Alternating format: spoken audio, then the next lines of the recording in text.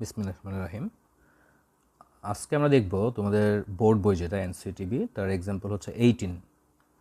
এখানে বলা আছে যে একটা স্ট্রিং ইনপুট নেওয়া হবে এবং সেই স্ট্রিংটা আউটপুট আকারে দেখানো হবে।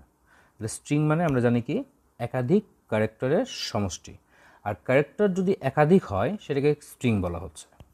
তো আসো আমরা শুরু করি। আমরা ফার্স্ট হচ্ছে কার টাইপের একটা চলক নিচ্ছি যার নাম হচ্ছে নেম, এবং সেখানে আমরা অ্যারে সাইজ ডিক্লেয়ার করলাম 80, অর্থাৎ 0 থেকে 79 পর্যন্ত অ্যারে ইন্ডেক্স হবে। ওকে, দেন আমরা স্ক্যানএফ দিয়ে ইউজার যে স্ট্রিংটা ইনপুট দিবে সেটা নেওয়ার ব্যবস্থা করলাম স্ক্যানএফ দিয়ে। যেহেতু ইউজার তো ক্যারেক্টার দেবে না, ইউজার দেবে একটা হচ্ছে তোমার হচ্ছে স্ট্রিং, অর্থাৎ একটা শব্দ। হ্যাঁ, সেই ক্ষেত্রে স্ট্রিংটা নেওয়ার জন্য আমরা কিন্তু %s ইউজ করেছি। আর স্ক্যানএপের ক্ষেত্রে যদি তুমি ফরম্যাট স্পেসিফায়ার %s হয়, সেই ক্ষেত্রে %, যেটা আমরা ইউজ করতাম, এই যে এই %টা ইউজ করা লাগবে না, মানে অ্যান্ড যেটা ইউজ করবো না আমরা কখন, যখন হচ্ছে স্ট্রিং টাইপ ইনপুট নেব। দেন এই ইনপুটকৃত তথ্যকে আমরা আউটপুট আকারে সেটা দেখাবো। এই যে আমরা প্রিন্টএফ দিয়ে লিখেছি যে %s\n এবং চলকটা আমরা দিয়েছি হচ্ছে নেম। এখানে আমরা নেম নামক চলক দিয়েছি, যে কোনো আমরা হচ্ছে নামে চলক ডিক্লেয়ার করতে পারতাম। তো আসো এইটা যদি আমরা একটু রান করলে কি দাঁড়ায়, প্রথমে সেভ দেওয়ার পর আমরা হচ্ছে এটা কম্পাইল করব। কম্পাইল ফিনিশড, আমাদের কম্পাইলে কোনো ভুল আসে নাই, তার মানে প্রোগ্রাম ঠিক আছে। দেন আমরা হচ্ছে রান করব। রান করলে আমাদের কাছে কোনো মেসেজ আসে নাই যে আপনি এটা ইনপুট দেন, কিন্তু আমরা জানি আমরা এখানে একটা স্ট্রিং ইনপুট দিব। তাহলে স্ট্রিং ইনপুট দিলাম, ধরো বগুড়া স্ট্রিং ইনপুট দিলাম। তাহলে দেখো আমাদের আউটপুটে বগুড়া আসছে, ঠিক আছে। তারপরে ধরো আবার আমরা হচ্ছে সেভ দিলাম, কম্পাইল করলাম, রান করলাম। ধরো এখানে লেখা আসছে বাংলা। তাহলে দেখো বাংলা লেখাটায় চলে আসলো। আচ্ছা, তাহলে আমরা এখানে যে স্ট্রিং দিব সেই স্ট্রিংটাই চলে আসবে। এখন ধরো তুমি যদি এখানে স্ট্রিং না দেখে যদি তুমি অ্যারের সাইজ অনুযায়ী ক্যারেক্টার দেখতে চাও, ঠিক আছে, তাহলে আমরা সেখানে কি করব? ক্যারেক্টার দেখতে চাইলে প্রিন্টএফের এখানে তোমার হচ্ছে কি দিতে হবে, এর বদলে সি দিতে হবে, এর বদলে সি। আর এইখানে আমাদের যে অ্যারে নেম নামক যে অ্যারে চলক ডিক্লেয়ার করা হয়েছে, সেখানে আমরা অ্যারের সাইজটা দিয়ে দিব।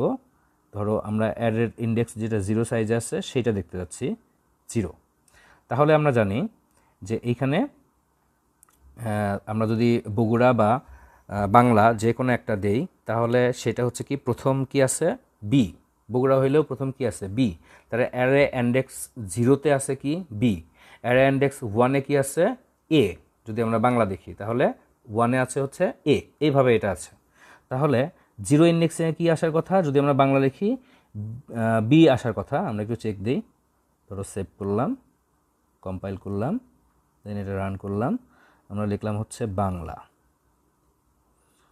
ওকে, তাহলে দেখো বি দেখাইছে, মানে আমাদের 0 ইন্ডেক্সে আছে কি বি, সেটা দেখালো।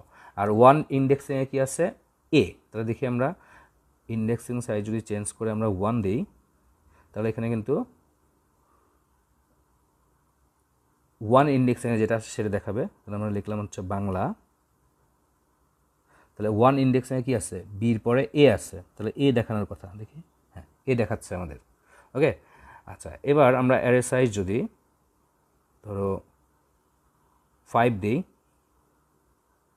5, তাহলে 5 হইলে বাংলা শব্দটা দেখো BAN, আমরা একটু এখানে লিখে দেখি, ধরো বাংলা। তাহলে দেখো এই বি লেখা আছে, এটা হচ্ছে ইন্ডেক্স 0 ইন্ডেক্সে আছে, এ আছে 1-এ, এন আছে 2-তে, জি আছে 3-তে, এল আছে 4-এ, আর 5 আছে হচ্ছে কি এ। তাহলে আমাদের এ দেখানোর কথা। আমরা এটা রান করি, আবার আমরা বাংলা লিখব, তাহলে আমাদের কিন্তু লাস্ট এ যেটা সেটা দেখাচ্ছে। এবার আমরা বাংলা শব্দটাই তোমার হচ্ছে স্ট্রিং আকারে দিব, কিন্তু অ্যারে সাইজ দেখবো হচ্ছে 6-এ একটা কি আছে। আসলে কি 6-এ কিছু আছে? 6-এ কিছু নাই কিন্তু, কারণ আমরা দেখলাম অ্যারে 0-তে আছে বি, অ্যারে 1-এ আছে এ, এইভাবে আছে। তাহলে এটা হচ্ছে মোট 6টি আছে, তাহলে 0 থেকে 5 পর্যন্ত, তার মানে 0 থেকে 5 পর্যন্ত যে কোনো ইন্ডেক্সিংয়ে তোমার মান পেতে পারো, মানে পাবা। বাট 6-এ আমরা হচ্ছে কী পাবো, একটা নাল ভ্যালু পাবো। নাল ভ্যালু মানে হচ্ছে এটা তোমার হচ্ছে ওইখানে কোনো ভ্যালু নাই আর কি, সেটা পাবো, অর্থাৎ কোনো আউটপুট তোমার দেখাবে না। দেখি কম্পাইল, হ্যাঁ, আমরা যদি বাংলা লিখি বাংলা, তাহলে দেখো কোনো আউটপুট কিন্তু আমরা এখানে পাচ্ছি না। তার মানে কি বোঝা গেল, যে নাল ভ্যালু যখনই তুমি দিবা তখনই কোনো আউটপুট আসবে না, তোমার মূল ভ্যালু পর্যন্ত আসতে হবে। এখানে 80 দেওয়া হয়েছে এই জন্য যে তুমি বড় ধরনের কোনো হচ্ছে স্ট্রিং নিতে পারো, সেই জন্য ধরো 80 দেওয়া হয়েছে। এখানে আমরা যদি ধরো 6 দেই, তাহলে 6টা হচ্ছে তোমার অ্যারে ইন্ডেক্সিং করলাম 6, তার মানে এইখানেও আমরা দিলাম হচ্ছে 6। দেখি সেই ক্ষেত্রে কি কাজ করে। আমরা দিলাম হচ্ছে বাংলা, দেখো নাল ভ্যালু চলে আসছে। তো এখানে আমরা যদি 5 দেই তাহলে কি হবে,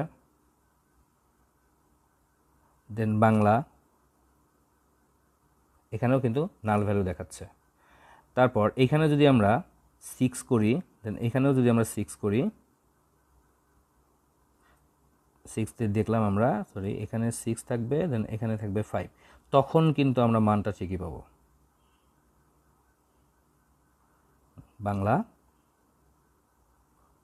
ওকে, তো এইটা আসলে খুব একটা ইম্পর্ট্যান্ট না। আমরা যেটা দেখলাম যে একটা স্ট্রিং ইনপুট দিয়ে স্ট্রিং আউটপুট দেওয়া চাওয়া এবং স্ট্রিং ইনপুট দিয়ে ক্যারেক্টার আউটপুট পাওয়া, এগুলো আমরা হচ্ছে সহজেই বুঝতে পারলাম। কিন্তু এখান থেকে এর পরে যে এক্সাম্পলটা আছে 19, যে একটা স্ট্রিং দিলে সেই স্ট্রিংয়ের দৈর্ঘ্য কত, মানে সেখানে কতটা ক্যারেক্টার আছে সেইটা বের করার একটা প্রোগ্রাম, এইটা আমরা দেখব নেক্সট ভিডিওতে। খেয়াল রাখো, আল্লাহ হাফেজ।